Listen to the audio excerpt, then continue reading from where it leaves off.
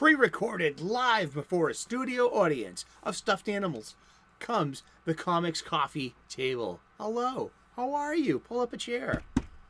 Sit down, have a cuppa, whatever it is that you're putting under your nose today. Thank you so much. Leave your problems over there, pull up a chair here, and hang out with us. We're going to talk comic books just for a couple of minutes every day. Why not? We're taking a break. Let's have fun.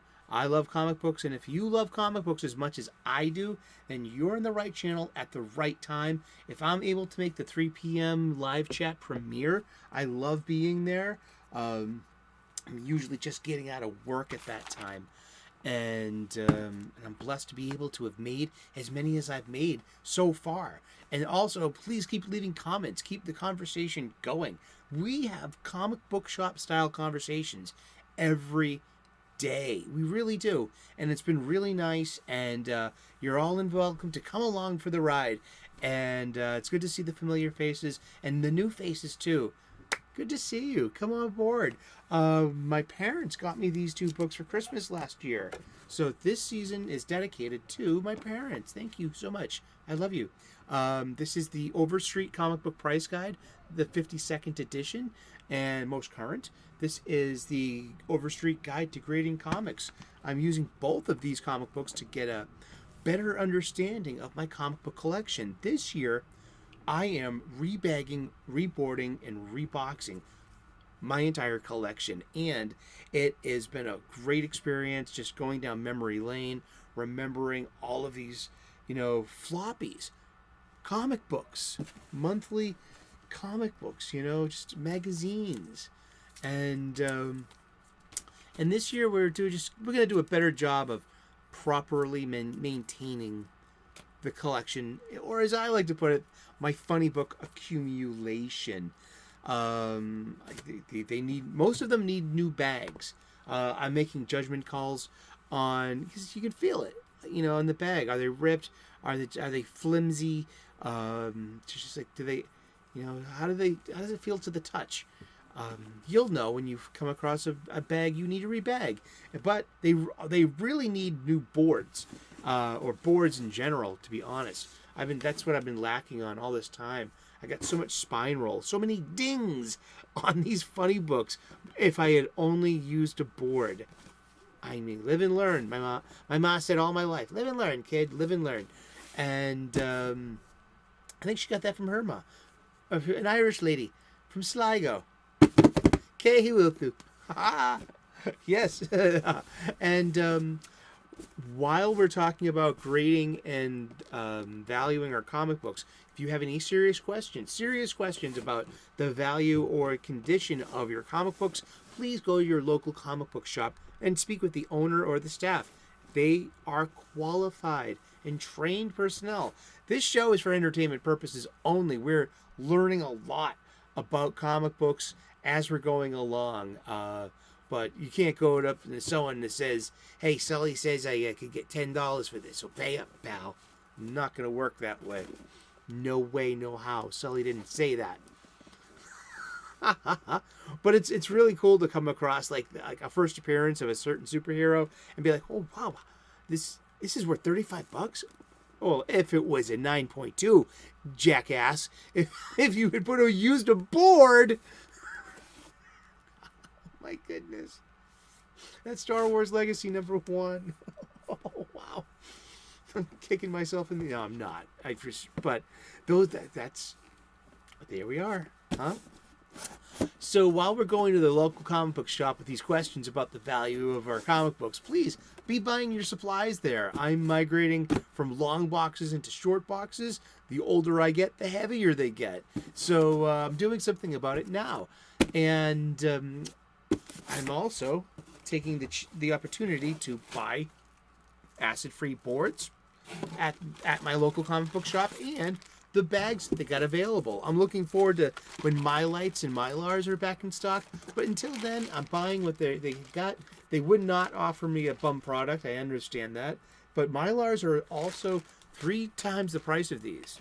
Like I could be getting these and the Mylars through my online supply chain, the one with the free shipping and the built-in movie channel. But no, I'll go to the LCS, the local comic shop. I will pay the markup. Why? Because it's important for me to contribute to keeping my LCS open. Enough said, as Stan the man spake. Awesome. Let's get to it. The coffee table has always been where my friends and I would congregate. There would be like an overflowing ashtray, maybe cups of coffee or glasses of beer, depending on what time of day it was. There'd be a stack of movies, a stack of music, and a stack of books, and most especially a stack of comic books. And, we're always trying to get each other to read each other's comics. And it was a good time to be a friend and a fan. And so in that spirit, we recreate our coffee books, our comics coffee table right here, and we convene. With or without coffee. I'm a coffee drinker. My dentist tells me all the time, do you think you can drink less coffee? And I'm like, I'm up at 3:30 a.m. weekdays. Sorry. But at least it keeps you in business. We have a symbiotic relationship. The coffee drinker and the dentist. I told her I'm on TV a lot. I'm going to use an extra pumice. Wow. Exactly. We are going through my crisis long box. It needs to be retired. Hey, this is a great example of why I need new boxes. They have served their purpose. They have lived their natural life. They have protected the contents that dwell within. And it's just, we are... Thank you for your service, oh long box, oh crisis long box. This is also a personal curation for me of the DC story, of the story of the multiverse, the original multiverse from the Silver and Bronze Age, and how it changed to the one Earth in the Copper Age, and became the crisis cycle of what we've inherited today. We've gone from the Silver Age and the Bronze Age multiverse, the original multiverse. And a lot of it was because of there was the properties that DC bought along the way. Quality Comics, Fawcett Comics, Charlton Comics, and the alternate universes too, such as Earth 2, the Golden Age comics, making them fit with the Silver Age and Bronze Age, but also Earth 3, the reverse evil alternate Earths.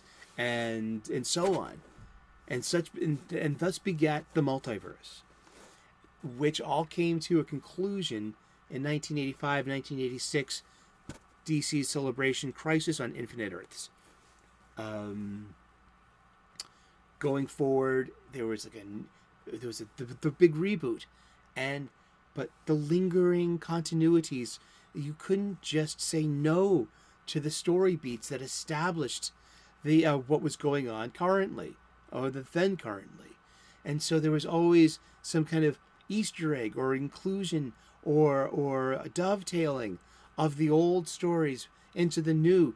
And it was, so by the time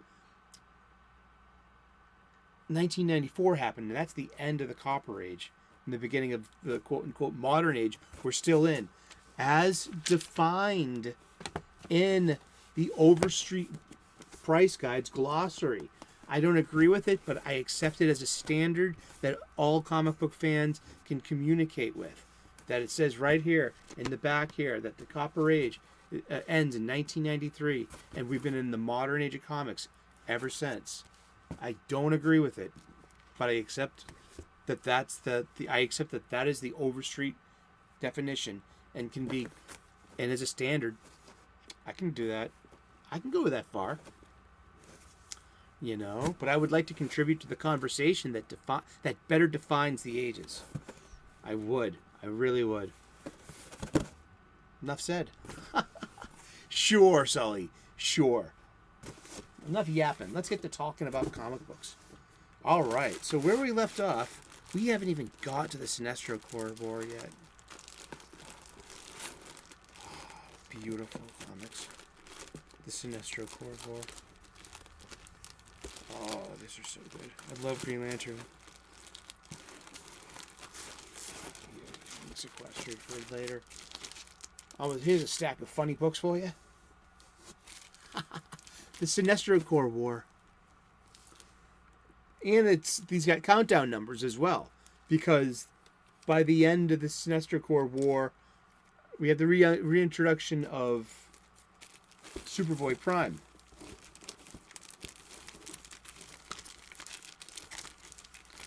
We have the reintroduction of Superboy Prime.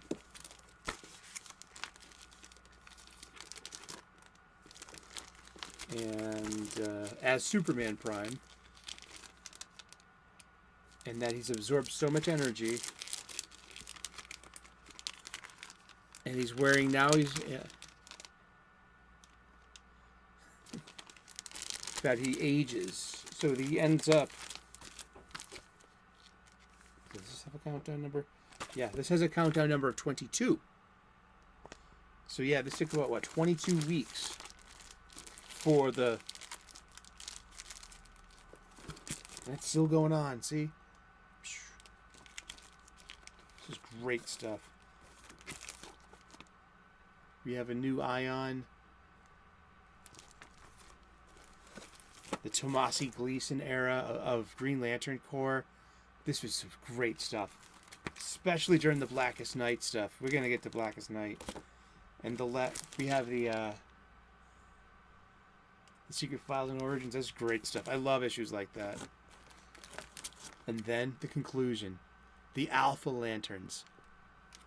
The Alpha Lanterns. This is great. This is Jeff Johns, Mike McCone, Andy Lanning. Oh, gosh. Some good comic books. For all these are all basically Jeff. This is Jeff Johns and our friend EVS. Gibbons and Gleason. Ivan Rice is on here, but I mean we got the Sinestro Corps special with and I actually asked Ethan once on like, did you rip off a Justice League of America cover? This one for your Sinestro Corps special? And he's like, yes, damn right I did, kind of thing. You know, that goes in the beginning.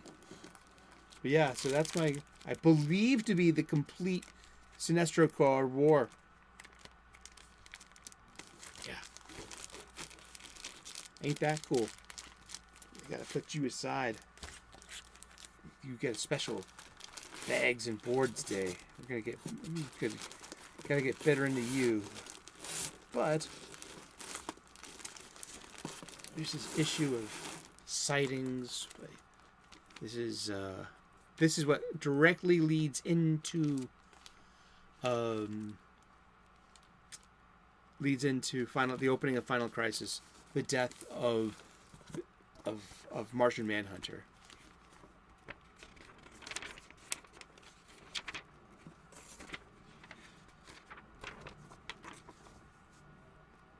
We have Libra and is that Pyro Man, or I forget his nickname. He's just like out of shape, out of work. Sea Level, the Human Flame. Sea Level failed supervillain who's got a grudge, and this is just. But it's all the ingredients. Give me Duffy.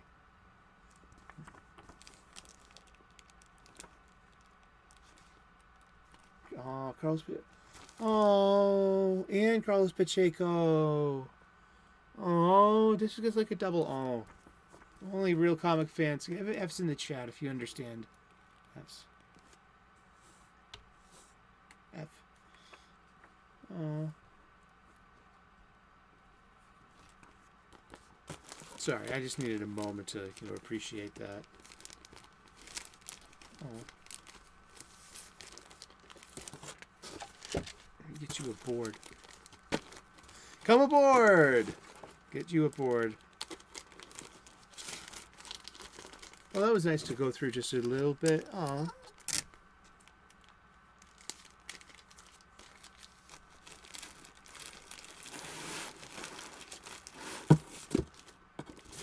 And then we got Final Crisis, and we talked a little bit about. We've talked about a little bit.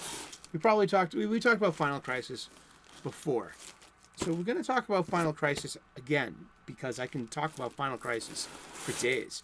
I can. You were here. This is what we're doing. We're talking about Final Crisis, and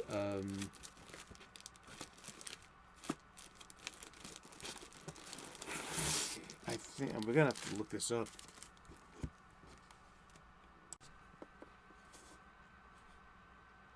Oh. Well, it doesn't appear that Final Crisis ever raised in value in a way. I mean, yeah. And none of these these tie-in issues.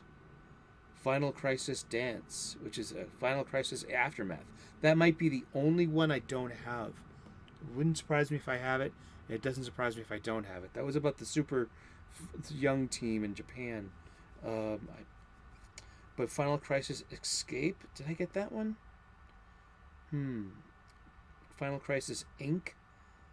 This Final Crisis Legion of Three Worlds. Final Crisis Revelations. Final Crisis Rogue's Revenge. Final Crisis Run. And then one of my favorites is Final Crisis Superman Beyond 3D, which is in a different box, but I know where he is. And because that was a really good comic book. But here we have just the banner art tie-ins of the Final Crisis books. We didn't look at them all. There you are. Yeah, I don't have Dance. I don't think I have Run. But I did pick up a bunch of the stuff. The sketchbook. It's kind of like an issue 0. Because issue 0s go two ways. Issue 0 can be a new story set in the past with new elements that propel the future arcs coming. And I like issues number 0. Then you get the issue number 0 that is like this, that it's a sketchbook, that it's got plot points and it's got concept art, and I've seen issue 0s run like that as well. Not story driven, but information driven. So this is just this sketchbook. Now it's a little beat up, but I'll tell you that I've been reading this all this time. Big science action team, yeah. I love the Japanese superheroes that Morrison made up. I loved his use of this one. Most excellent super. What's your superpower? I'm rich. Yeah. He's this perfect kind of like Japanese hero, teen hero that is like the world's finest team. Is his inspiration. I love the design of the outfit, and it's information like this. The pattern on costume repeats the S yellow negative shapes from Superman's S shields, or the 5 yellow negative shapes. Isn't that wonderful? I love that. This is just one of my favorite, parts of Final Crisis. Was the Japanese team of young superheroes. I love that. And we were talking about how this is Grant being Grant, but he's got the spirit of Jack Kirby in him, and it's about the new gods. And so he got a redesign on the Black Racer, and Dan Turpin, and Desaad, who we never got to see because, well, we have to get to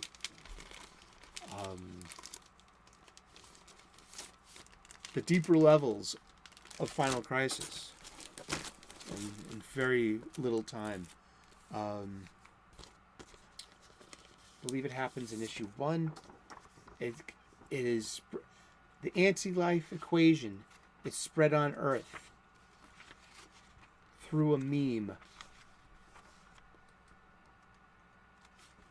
that through tablets, cell phones, smartphones, personal computers, television monitors, if you are exposed, and also the sound and the of the repetition of hearing the equation itself spoken into your ear, and the suggestions that follow it. Hey, look, here we go. Here's the loving this. This is like. Meanwhile, in Japan, all this stuff is going. Look at this panel. Look at these panels. That's the Super Young team here, and it's just all these Japanese superheroes, and they're bickering, and they're at a club, and it's. I love his arrogance. He's kind of like. And then comes Sonny Sumo, who's an old character, but he's got a secret. Sonny Sumo's got a secret. It's true. And then in comes Mr. Miracle, who's most definitely patterned after Most Def around this time. This is what, 2008. I love Most Def, but look at Mr. Miracle, Shiloh Norman, and Mother Box. I love that. Just like I named one of my iPods that, the Mother Box with the 3 X's, and.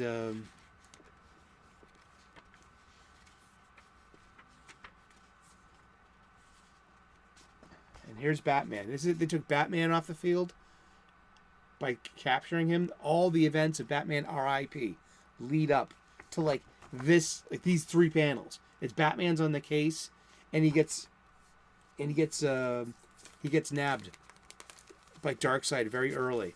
Superman's off in the future, taking care of something in the 31st century and something that's going on between the worlds and in the bleed. He needs to save Lois Lane's life. The only thing they can do is find the elixir.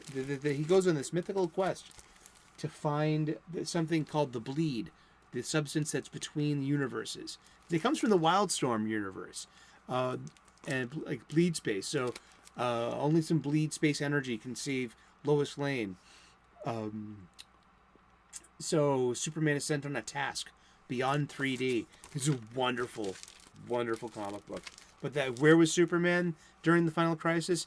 He doesn't come back until later, when he's got something, like all this Legion of the Superhero stuff has been leading up to the Final Crisis, which is really great.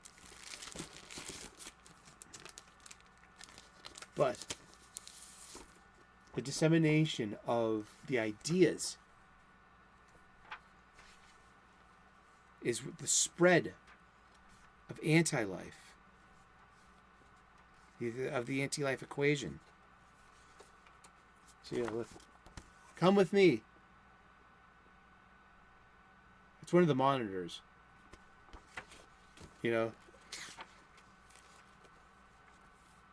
take. There is a dark god that has infected Boudica, the Alpha Lantern, and so we're taking Hal Jordan, the greatest Green Lantern, off the playing field by drumming up some false charges on him. We're going to be taking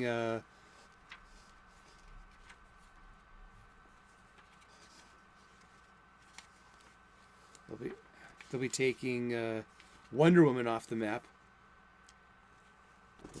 Look at this wonderful panel. See, there's Freddie Freeman, formerly Captain Marvel Jr. Now he's Shazam. There's Tim Drake in his Gotcha Man 1 year later outfit, standing next to Courtney Whitmore, the Stargirl. There's the whole thing. This is the thing about generations and about legacy characters right here. There's so many different ages of superheroes right in here. Bombshell. Where happened to Bombshell? Where is Bombshell? Why isn't she around? But just the anti-life coming through loud and clear through our devices, through the media. Like Grant Morrison called that in 2007, 2008. He wrote this beforehand. Oh look, check this out. Remember Smallville? Smallville was a great show. Smallville was awesome. But yeah, here we go. And this is how evil won. This is the day that evil won. And then Darkseid had his people in place, and they executed his vision. If you were exposed to the anti-life equation, you would be in its thrall. Kind of Twilight Zone-y. I think I've pretty much seen the same thing happen in Twilight Zone. And the good guys got beat. The Battle of Bloodhaven. And it uses all of these Jack Kirby characters and makes them grotesque and 21st century. And Grant Morrison-y too. I mean, this is just some sick stuff. I just wanted to push. Oh boy. And the fight drags on.